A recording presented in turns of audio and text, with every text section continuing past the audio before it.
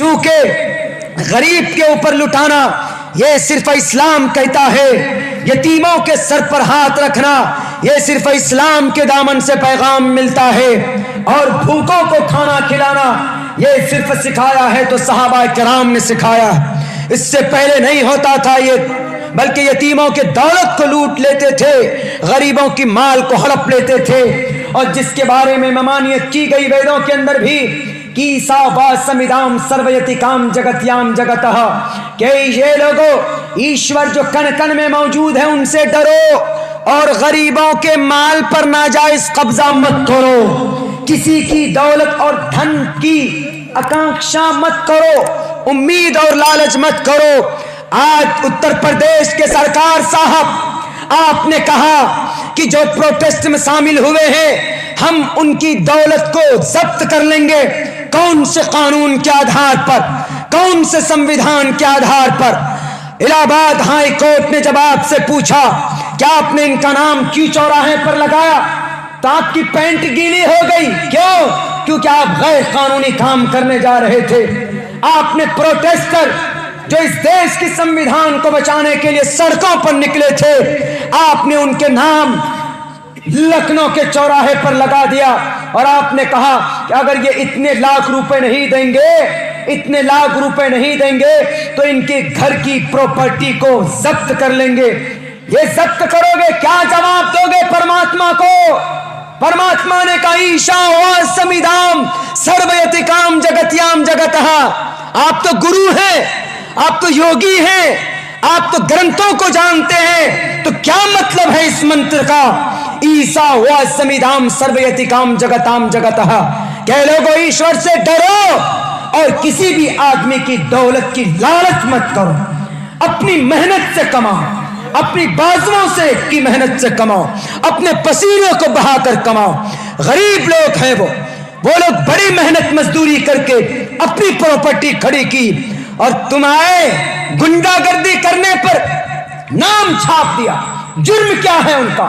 CAA کے خلاف میدان میں، CAA خود غیر قانونی طور پر یہ بل آرٹیکل 15 کا وائلیشن ہے، prohibition of discrimination on grounds of religion, دھرم کے نام پر لوگوں کو بانٹنا، کوئی بل بنانا سمویدھان اجازت نہیں دیتا ہے، تو کیوں بنایا آپ کے لوگوں نے؟ آپ کے اقتدار پر بیٹھنے والے لوگوں نے، کرسی آپ کی ہے تو صحیح استعمال کیجیے، لوگوں کی بھلائی کے لیے کیجیے۔ آپ نے کئی سو لوگوں کے نام چھاپ دیے، ان لوگوں کی پراپرٹی ضبط کر لی جائے گی، انہوں نے صرف پروٹیسٹ کیا تو ان کی آپ پراپرٹی ضبط کر لیں گے۔ دلی کے اندر جو پروٹیسٹ کرنے والے پر گولیاں چلائی ان کا کیا کرو گے؟ ان کو جیل میں نہیں ڈالو گے؟ ان کو جیل میں ڈالو۔ دلی کے اندر جو 9 مہینے کی معصوم بچیوں کو آگ لگا کر جلا دیا اس کو جیل میں نہیں ڈالو گے؟ جو لوگ صرف سڑکوں پر بولتے ہیں تو آپ ان کو جیل میں ڈال دیں۔ نہیں چلے گی یہ گنڈا گردی زیادہ دن تک اس دیش کے اندر۔ کیوں؟ سمویدھان ہے اس دیش کی، تم سے جو بڑی طاقت ہے، آپ سے بھی زیادہ پاورفل ہندوستان کا سمویدھان، کوئی سرکار سمویدھان سے بڑھ کر نہیں۔ سمویدھان اس دیش کی آن بان شان ہے، آپ سمویدھان کو بدلنے کے لیے چلے ہیں، قیامت کی صبح تک آپ کامیاب نہیں ہو سکتے۔ اور پھر شک کی نگاہ ٹوپی والوں پر کہ ان کے باپ داداؤں نے اسلام کو زبردستی پرچار کیا، اسلام کو زبردستی پرچار نہیں کیا گیا اسلام کا۔ وہ بچہ جب پہنچا اپنے چچا کے پاس، چچا نے کہا نہیں دوں گا۔ جب ماں کے پاس آیا تو ماں نے کہا کہ بیٹے ملا تم کو کچھ؟ میرے بھائی یہ پتا ہے۔ بچے نے کیا کہا کہ اماں میں نے اپنی نظروں کے سامنے دیکھا ہے، بہت سارے کپڑے تھے وہاں پر، ایک اٹھا کر دے سکتا تھا، وہ ہمارا بھی حق ہمارے ابا کا، لیکن نہیں دیا، انہوں نے صاف لفظوں میں منع کر دیا۔ انہوں نے کہا کہ بیٹے یہ کھڑوس لوگ ہیں، یہ کنجوس لوگ ہیں، یہ کنجوس لوگ ہیں، یہ نہیں دیں گے، کیونکہ ان کے گرنتھوں کے اندر یہ بات ہے ہی نہیں کہ غریبوں کو دو، رحم و کرم کرو، یہ چیز ہمارے گرنتھ میں نہیں۔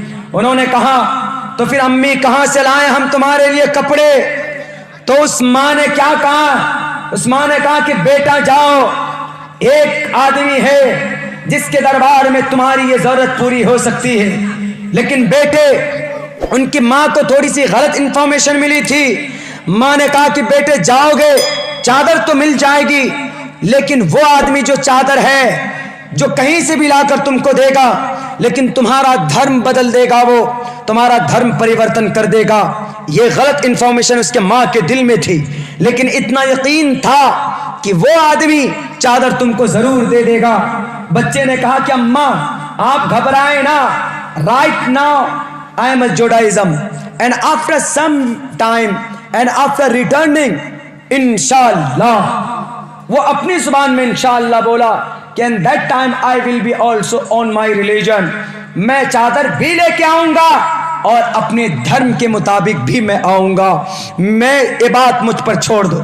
وہ بچہ گیا مدینے میں، محمد الرسول اللہ کے بارے میں پوچھا کہ محمد ابن عبداللہ کہاں، محمد الرسول اللہ کہاں؟ محمد ایسے ہی بیٹھے تھے مجمع میں، صحابہ کا مجمع تھا، محمد بیچ میں بیٹھے ہوئے تھے۔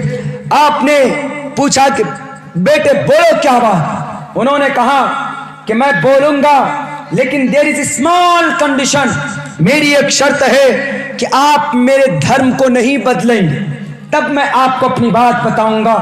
تو محمد نے کہا کہ بیٹے میں نے تجھ سے پوچھا تو نہیں کہ تیرا دھرم کیا ہے، میں نے یہ پوچھا کہ تم کیوں آئے ہو، what's your purpose to coming here and what's your intention, تمہاری نیت کیا ہے، بولو تو صحیح، میں پوری کروں گا۔ میں تیرے دھرم کے بارے میں نہیں پوچھوں گا تمہارا دھرم کیا ہے، تم ہندو ہو کہ سکھ ہو کہ جین ہو کہ بودھ ہو کہ کرسچن ہو کہ جوڈائزم ہو، کون ہو میں نہیں معلوم۔ انہوں نے کہا اچھا بہت اچھی بات۔ انہوں نے کہا کہ محمد رسول اللہ، آپ محمد ہیں، اللہ کے رسول ہیں، آپ انصاف کرتے، میری ماں کو سر ڈھانکنے کے لیے کپڑا نہیں، غریب ہیں ہم لوگ، میرے ابا مر گئے، ہماری دولت کے اوپر ناجائز قبضہ کر لیا میرے چچا نے انکل نے، آپ سے امید لگائے ہوئے ہیں۔ تو محمد رسول اللہ نے کہا کوئی بات نہیں، فکر مت کرو۔ محمد رسول اللہ نے کیا کیا، آپ جو اپنا پرسنل چادر جو اوڑے ہوئے تھے آپ نے اس کو اتارا اور طے کر کے اس بچے کے ہاتھ میں دیا، کہا کہ جاؤ اپنی امی کو دے۔ حالانکہ محمد یہ بھی کہہ سکتے تھے کہ ٹھیک ہے بیٹا تم جاؤ، 2 دن کے بعد 1 دن کے بعد اگر